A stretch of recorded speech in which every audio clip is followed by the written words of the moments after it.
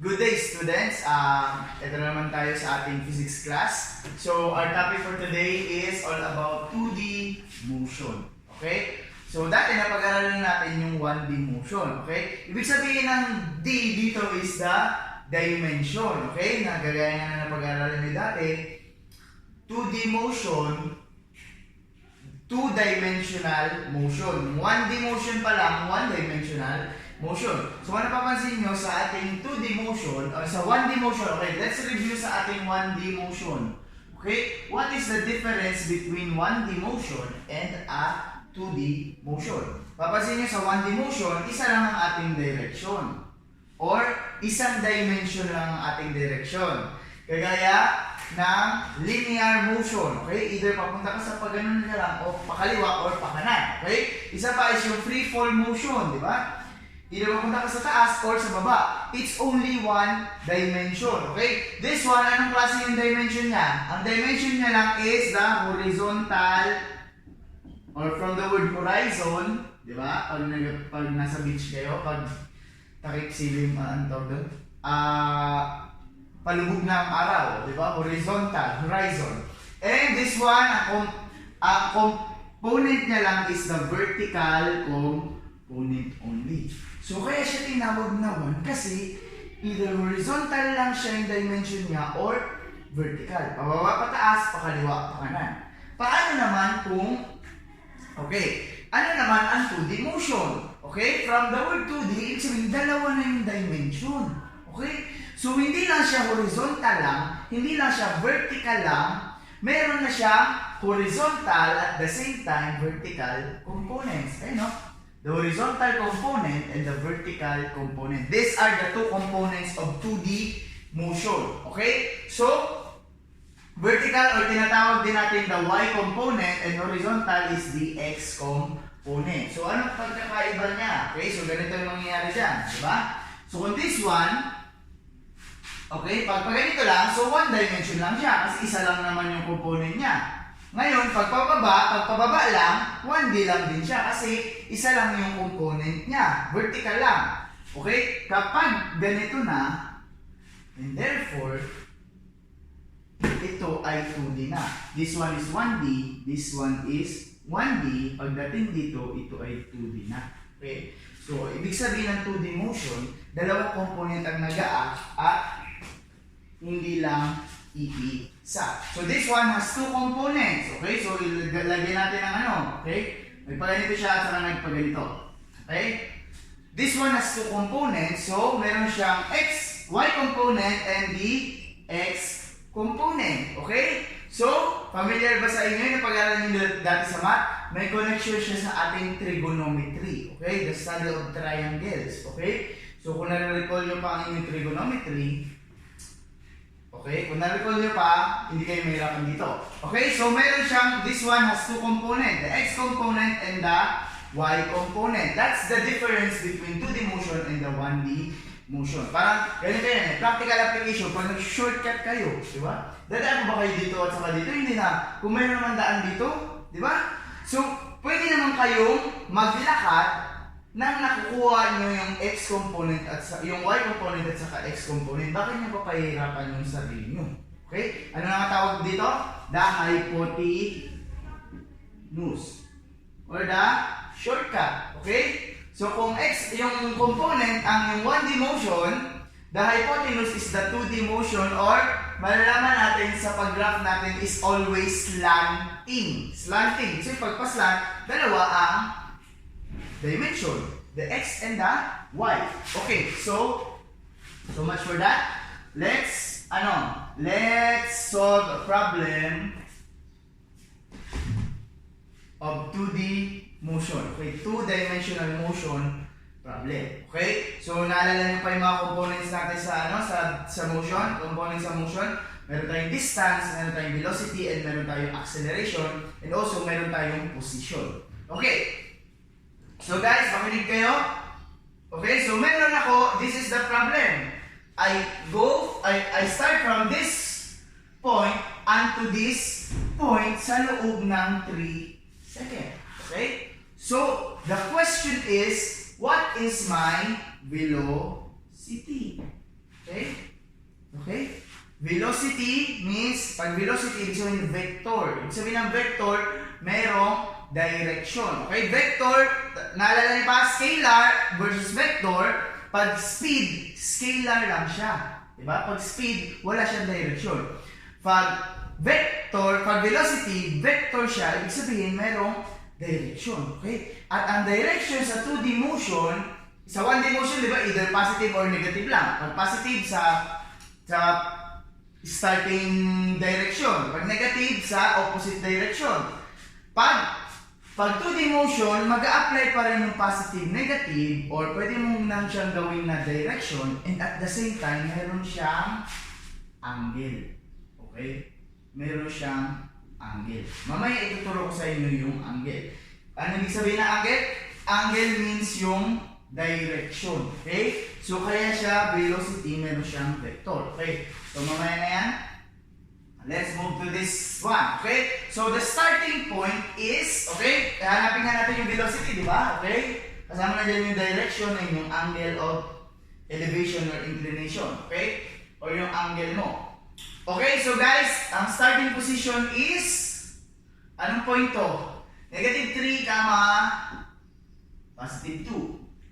And the next dimension is, in the final position is 1, 2, 3, 4, 5, 6, 1, 2, 3. Okay? Negative 3. Okay? So, this one is your initial, okay? And this one is your final position. So, let's enumerate the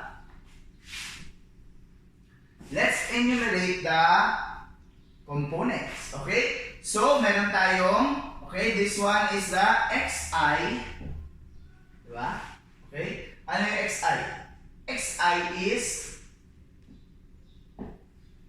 okay, the initial position of x is negative 3.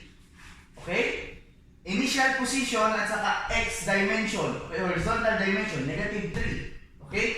Pagdating naman, ano naman ang final position ng x?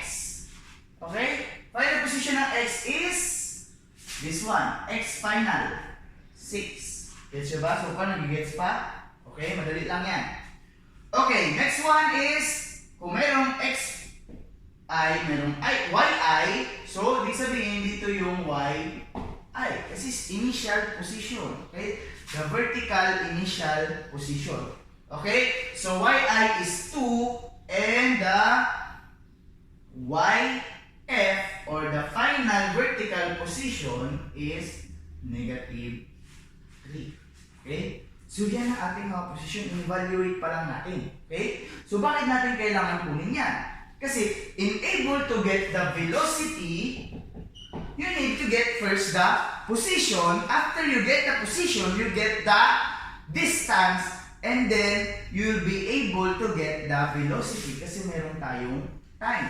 Okay? So, what is my distance? Okay? Distance, sorry. Meron tayong dalawang klase ng distance. Ano na nga? The dx and the dy. Okay?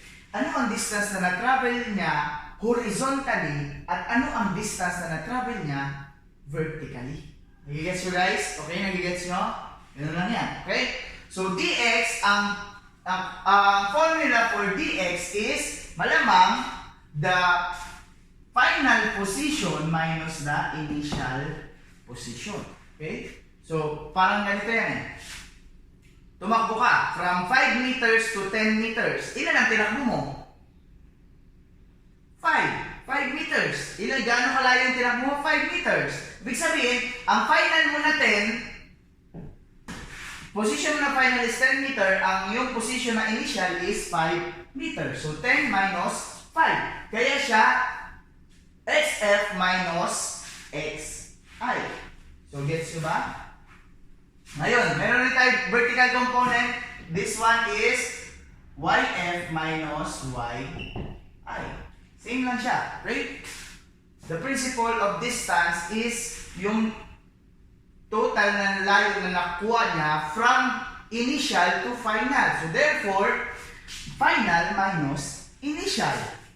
Vertical position. Okay? So, next one is, ano yung dx natin? Dx is xf minus xi. So, xf minus xi.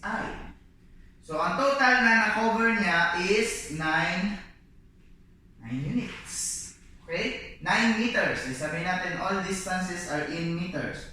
So, 9 meters. So, kung i-check mo guys. Okay? So, mamaya i-check natin.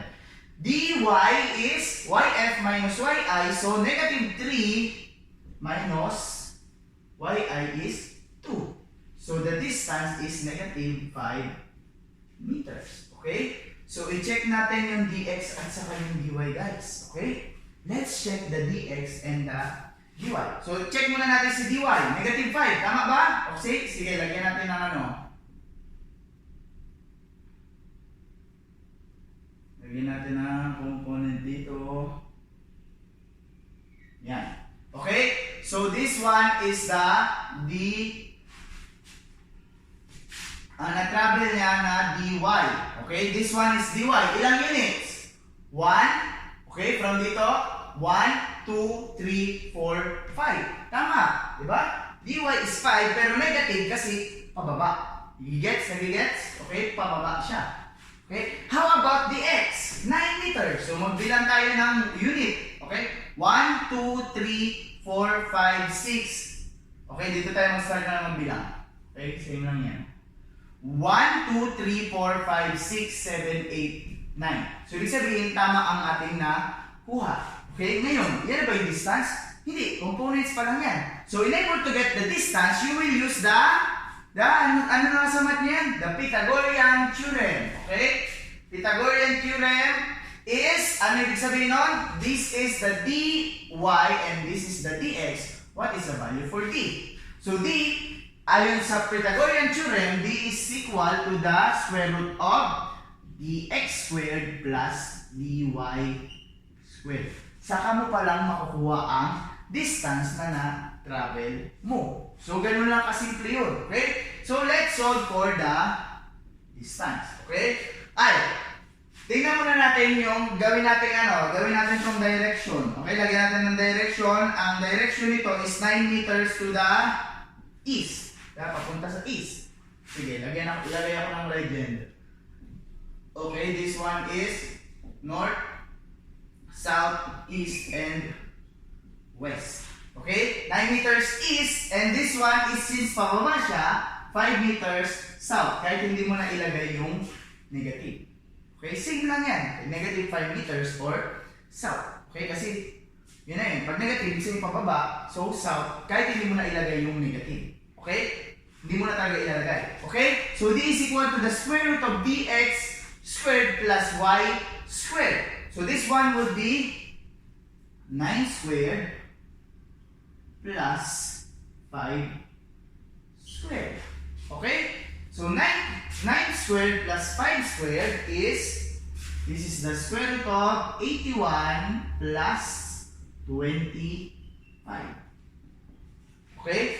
So, 81 plus 25, 106, square root of 106 is 10.23 meters. Okay? So, the distance na na-travel mo from this point to this point is 10.3 meters. Okay? So, meron rin yan sa math nyo na distance formula. So, kung gagamitan nyo ng distance formula, okay lang din. Makukuha nyo rin po yung sagot na ito. However, diniscuss ko sa inyo ng mas elaborate pa para mag-gets nyo kung paano gumagana yung formula na yun. Yes, so same lang din yan. Basta alam nyo kung paano tayo nag-come up sa ganung sagot. Okay? So, after nyan, okay, what is the direction for this one? Since east and south, so ang mangyayari, magiging south-east. Papuntang south and papuntang east. So, this is the direction for south-east. Same lang, east and south or south-east. Okay? Ngayon, ano ang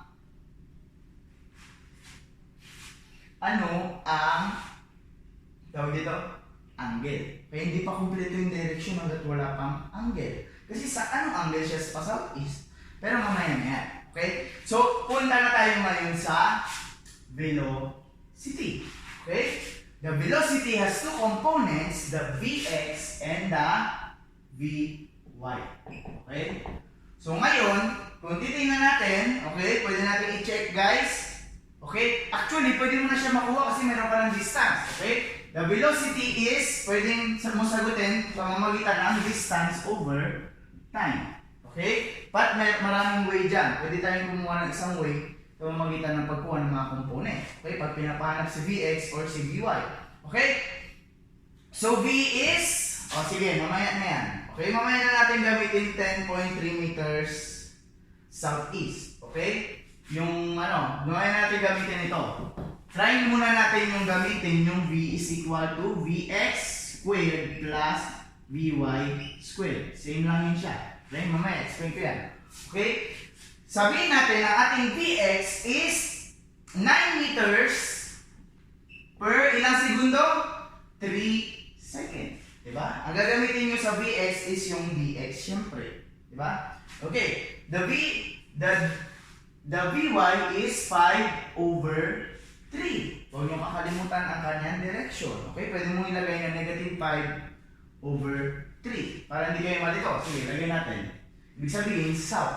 Okay? So this one travels 3 meters per second, ang Vx. And this one ay nag-travel ng negative 1.67 meters per second. This one is east and this one is south. Okay? So, para makuha yung velocity, try natin kunin ang velocity, gagamit ulit tayo ng Pythagorean theorem. Tandaan nyo, this is the Vy. Okay? So, ibig sabihin daw, okay, huwag nyo na ilagay yung sign kapag may south na kayo. Ibig sabihin daw, na-travel niya simula dito hanggang dito within 3 seconds. Ang distance na na-travel niya vertically is 5 meters south and 9 meters east. Ngayon, ang bilis niya daw vertically is 1.67 meters per second papuntang south at ang bilis niya horizontally is 3 meters per second papuntang east. Nagigets nyo? Ngayon, hanapin natin ang velocity. So, parang ganun lang din yan. Diba? Gagamit kayo kung this is the Vy, this is the Vx, this one is the V. So, gamit tayo ng Pythagorean theorem ulit. Okay, tingnan natin doon. Okay, so 3 squared plus 1.67 squared. So, tingnan natin. 1.67 squared plus 3 squared is 9. So, square root of the answer is, okay, you now have a velocity of 3.43 meters per second. Okay? So, i-check natin yan. Tingnan natin kung magtatama rin sa formula natin na ito. Okay? So, V, tandaan nyo guys, pag X yung hinahanap, X gagamitin. Kapag Y yung hinahanap, Y yung gagamitin. Okay? Kasi same components lang yan sila. Okay? So, V is the distance over time. So, kung gagamitin natin ito, what is the distance? Ito ba? Ito ba? Hindi. This is the distance. So, 10.3 divided by 3. Kasi 3 ang time. Diba? So, this one will be still 3.43 meters per second. So, kahit di na kayo gumamit nito or di nyo na ito gawin, pwede na kayo magdiretso dito. Gagamitin nyo lang to kapag pinapahanap yung Vx at saka yung Vy. So, ibig sabihin, ang bilis niya from this point to this point is 3.43 meters per second. Ganyan lang nag-work ang 2D motion. At ang direction is southeast. Okay? So guys, okay? Makinig kayo. Hindi pa dyan nagtatapos kasi hindi pa accurate ang ating direction. Kasi velocity has direction. It is a vector component or vector quantity. Okay? So, ang gagawin natin is kukunin natin yung angle. Okay? So, kung kukunin natin yung angle, what? Okay, isulat ko yung yung triangle para maano nyo. Sorry. Ang pangit na. Okay, isulat ko yung triangle. Okay, anong hinahanap natin? Okay, angle.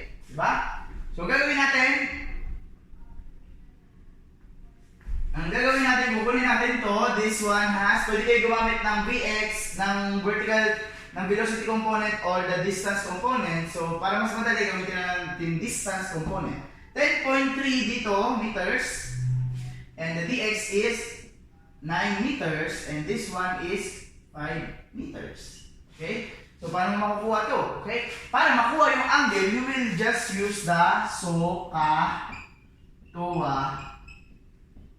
method. Okay? Yung method nyo sa trigonometry. Okay? So, this one, ang gagawin nyo? Okay, anong pinakamagandang gawin? Pwede mong gamitin kahit saan. Okay? Gamitin natin yung tangent. Tangent theta is equal to TOA. Ibig sabihin, opposite over adjacent. What is the opposite side? It is 9. Okay, 9 meters. Ang adjacent side ay 5 meters. Okay? 5 meters. So, mangyayari, 9 divided by 5 is, 9 divided by 5 ay 1.8. So, para makuha yung yung angle, i-transpose mo yung tangent, magiging shift tan 1.8. So, the angle will be shift tan 1.8. So, the angle will be 60, i-round off ko na lang, 61 degrees. Okay? So, ibig sabihin, this one is 61 degree east from the south. Ibig sabihin, east of south. Diba?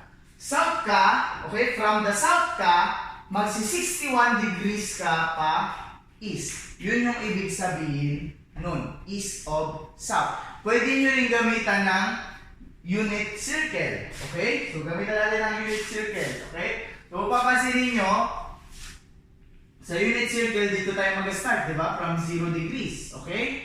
Magbibilang ka dito, magiging 200. This one, nakatatlong quadrant, 270. 270 plus 61 is 331. Okay? So, ibig sabihin, ang angle niya is 331 degrees following the angles from the unit circle. Pero, mas accurate ito, the east of south. Okay? So, therefore, the answer for the velocity, the complete answer is 3.43 meters per second, 61 degrees east of south. Okay? This is the answer. So, ganun lang kadali hanapin ang mga components sa 2D motion. So, alam niyo lang lagi yung formula at kung paano sila nakuha. So, kumpletuhin natin yung formula. This one would be dx over t, and this one would be dy over t. At kung hindi given yung iba, mag-transpose lang tayo sa mga formula na ito. So that's it guys, yan lang ang ating 2D motion. Okay, so beware of the angles and yung mga components. So thank you very much guys. Wait lang, ano yung mga application nito? Marami itong application. Lalo na sa mga nagno-nautical, okay? Yung mga nautical miles na sinasabi, yung mga coast guard, yung mga nagmamaneho ng mga sasakyan, ng piloto, yung mga captain ng mga barko. Siyempre, inaalam nila yung mga distance, yung mga ganyan, yung mga components, para alam nila kung gaano kalayo pa or gaano pa katagal bago nila ma-reach yung destination nila or ano yung dapat na bilis nila. So marami itong application sa satellite. Sa satellite, diba? Meron tayong mga coordinates. Ang coordinates ay merong x and y components. So, marami talaga yan at meron rin angle yung mga yon. Okay? So, yun lang guys. Maraming salamat. Thank you for listening. And that's all.